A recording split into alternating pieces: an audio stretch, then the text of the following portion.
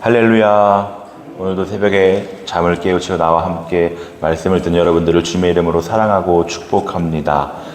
이스라엘 백성들이 들어가 얻게 될 이 가나안 땅에 대한 상세한 경계가 제시된 후 이제는 그 땅을 분배할 지도자들에 대해 말씀하고 있는데요.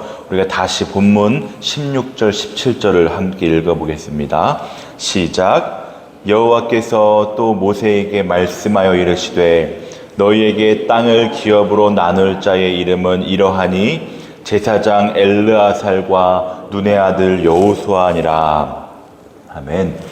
하나님은 이스라엘 백성들에게 기업을 분배할 담당자로 아론의 뒤를 이은 대제사장 엘르아살과 모세의 뒤를 이은 여호수아를 세우셨습니다.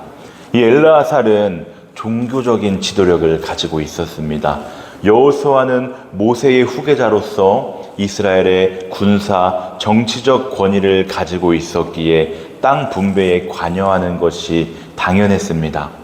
하나님께서 이 둘을 세우신 목적은요, 이 기업 분배가 사람에 의해서 이루어지는 것이 아니라 하나님이 행하시는 일이라는 것을 보여주는 데 있습니다. 이 두 사람은 하나님을 대신해 땅을 분배하는 것입니다.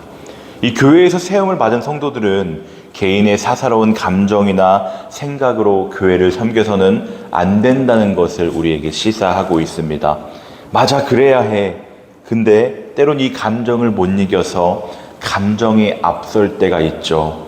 그럴 때마다 떠올려야 될 것은 우리들이 하나님을 대신해서 섬기고 있다는 것을 기억하면서 그러한 자세로 교회를 섬겨야지 올바르게 섬길 수 있다는 것입니다. 우리에게 들려지는 이 하나님의 음성, 말씀에 가감없이 순종하는 저와 여러분들이 되었으면 좋겠습니다. 그리고 이제 땅을 나누기 위해 각 지파의 대표자들을 뽑는데요. 그 내용이 함께 읽었던 19절에서 28절까지의 말씀인데요. 10지파가 소개되고 있어요. 이 12지파 중에서 요단강을 건너기 전에 이미 기업을 받은 르우벤과 갓 지파는 더 이상 기업을 받을 필요가 없었기 때문에 대표자를 보낼 필요도 없었습니다. 그래서 다시 정리해 보면은 이 땅을 분배하기 위해 세워진 지휘관들은 제사장 엘르아살과 여호수아 그리고 각 지파를 대표하는 10명이었습니다. 이 기업 분배를 위한 책임자들은 하나님께서 직접 임명하셨습니다. 하나님의 일꾼들은 하나님께서 직접 임명하시고 세우십니다. 이 성경은 일관되게 이 원리를 보여주고 있는데요. 모세와 아론도 하나님께서 직접 세우셨고 엘르아살과 여호수아도 마찬가지였습니다. 신약의 사도들 역시 마찬가지였습니다. 우리도 하나님의 부름을 받아서 우리에게 주어진 달란트로 각자의 위치에서 주님의 일을 감당하고 있습니다. 탈무드에 나온 이야기인데요. 한 율법 학교 학생이 스승에게 와서 스스로 랍비가 될 자격을 갖추었다고 자랑을 했다고 합니다.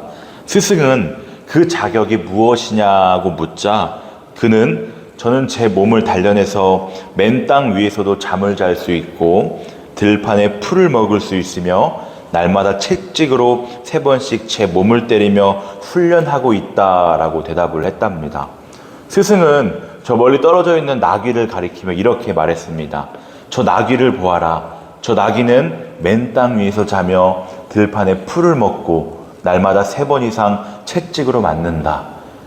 지금까지 너는 나귀가 될 자격을 갖춘 것이지 랍비가 될 수 있는 자격을 갖춘 것이 아니다 라고 하는 탈무드의 이야기인데요. 중요한 건 형식적인 자격이 아니라는 것입니다. 정말로 중요한 것은 주님께서 12제자를 뽑고 훈련하셨듯 복음으로 무장하고 그리스도의 영으로 거듭나는 것입니다. 오늘 주어진 하루를 살 때 하나님의 부르심을 받은 자로서 더 나아가 복음으로 무장하여 거듭난 인생이 되시기를 바랍니다. 기업 분배를 위한 각 지파별로 세워진 지휘관들과 우리가 38년 전 가데스 바네아에서 가나안 땅에 보냈던 정탐꾼들을 비교해 놓은 종이가 오늘 드린 종이인데요. 흥미로운 사실을 발견할 수가 있어요. 이들의 이름의 뜻을 한번 비교해 볼까요? 어떤 차이가 혹시 보이시나요? 정탐꾼을 보면은 쭉 읽어보겠습니다. 알림, 재판관, 공격자, 그가 속할 것이다, 구원, 구속, 하나님의 기쁨 등 이 이름을 들었을 때 어떤 느낌을 받으시나요? 육체적이고 강한 이미지가 혹시 느껴지시나요? 네. 그러나 이제 이 기업 분배를 위해 세워진 지휘관들의 이름들을 한번 살펴볼까요? 하나님께서 들으심, 하나님께서 사랑하심, 하나님께서 인정받은 자, 하나님의 은혜, 하나님께서 기르신 자 등 이렇게 거의 하나님과 관련이 있습니다. 이들은 자신과 육체를 버리고 하나님과 관계를 맺은 사람들임을 나타내고 있는데요. 이제 여기 보셔도 돼요. 네.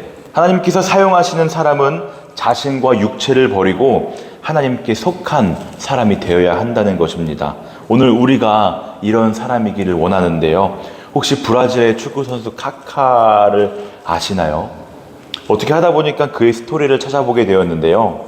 이 선수는 골을 넣을 때마다, 우승할 때마다 무릎을 꿇고 하나님께 기도를 하기 위해 본인의 유니폼 윗 옷을 벗으면은 그 안에 I belong to Jesus 하는 표시가 나옵니다. 나는 주께 속했습니다 라는 뜻인데요. 이것을 TV 카메라가 잡아서 전 세계 사람들은 다 보게 됩니다. 축구를 좋아하지 않으시면 모르실 수도 있겠지만 이 카카란 선수는 세계적인 축구 스타였어요.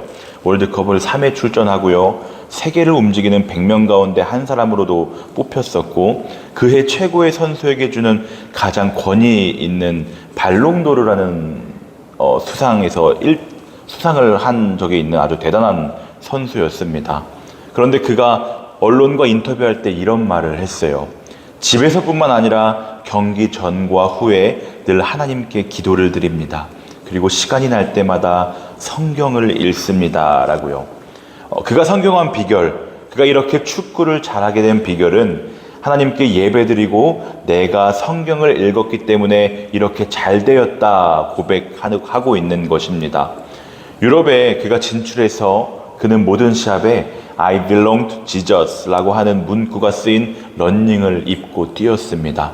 나는 주님께 속한 자입니다. 그런데 또 그 선수의 축구화에는 또 이렇게 쓰여 있다고 해요. Jesus in my first place. 내 삶의 첫 번째 자리는 예수님입니다. 이런 거겠죠. 주님은 나의 전부입니다. 내가 축구를 하는 이유는 바로 예수님의 이름을 높이기 위함입니다.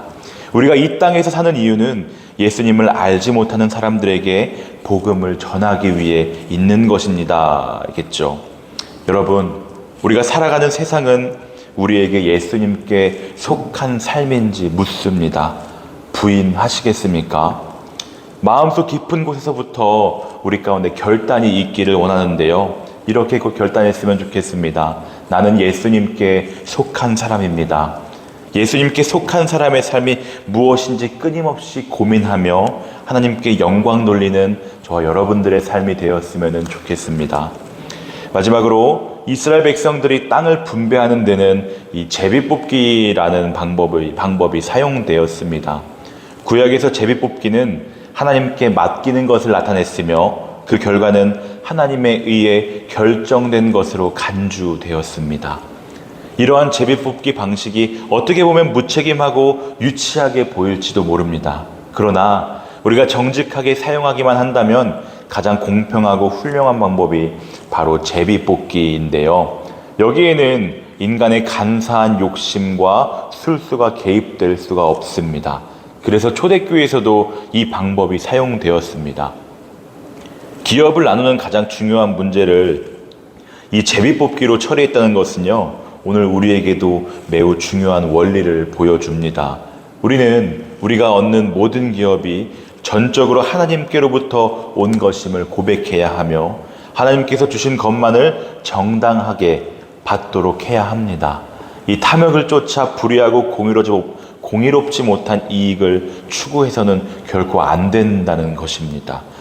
장차 하나님께서는 우리의 영원한 본향 하늘에 우리를 위해 예비해 두신 기업을 주실 것입니다. 뿐만 아니라 이 땅에 사는 동안에도 우리에게 필요한 것들을 얼마든지 주실 수 있는 분이십니다. 또한 하나님께서는 우리가 준비되는 대로 그리고 우리의 필요에 따라 얼마든지 더 풍성한 기업을 주십니다. 하나님을 신뢰하며 순종하는 가운데 충성을 다함으로써 하나님께서 주시는 기업 그리고 은혜를 마음껏 누리며 살아가는 저와 여러분들이 되었으면 좋겠습니다.